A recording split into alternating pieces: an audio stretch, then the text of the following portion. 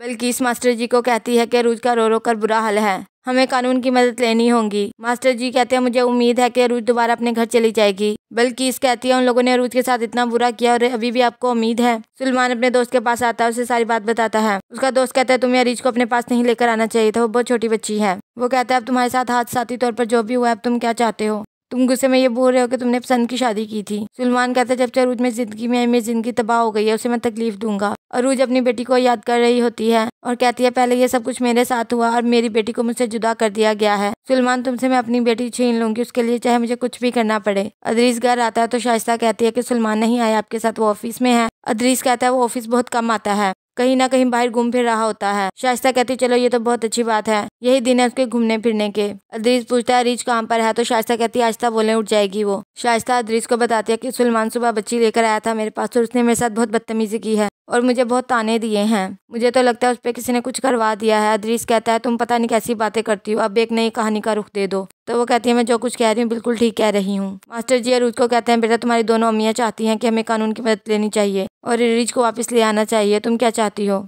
अरूज कहती है कि अब जो कुछ भी हो गया मैं अपनी बेटी की खातिर एक कोशिश दोबारा करूंगी कि सुलेमान का दिल बदल जाए। मास्टर जी कहते हैं बेटा ये कहकर तुमने दिल का बोझ हल्का कर दिया है, मैं भी यही चाहता हूँ कि तुम्हारा घर बस जाए, तुम्हारा घर ना उजड़े। अरूज अपनी अम्मी की बातें सोच रही होती है कि सब कुछ बेहतर हो जाएगा। अरूज कहती है नामुमकिन। महरीन कहती है अगर तुम मुझे 25 साल के बाद मिल सकती हो तो कुछ भी मुमकिन है। अरूज कहती है अम्मी मैं आपका दुख समझ सकती हूँ, मैं तो कुछ देर वहाँ पर रही हूँ, आपने तो एक अरसा गुजारा है वहाँ पर। सुलेमान घर आता है तो उसकी अम्मी कहती है बेटा कहाँ से आ रहे हो? सुलेमान कहता है जब कोई घर आता है उससे हालचाल पूछते हैं, सवाल जवाब नहीं करते। महरीन कहती है इतनी देर से आए हो इसलिए पूछ रही हूँ। सुलेमान कहता है मैं स्कूल नहीं जाता, जो टाइम पर जाऊँ वो टाइम पर आऊँ, बिजनेसमैन हूँ। सुलेमान के नाम से मुझे सब जानते हैं, आपके बेटे के नाम से मुझे कोई नहीं जानता।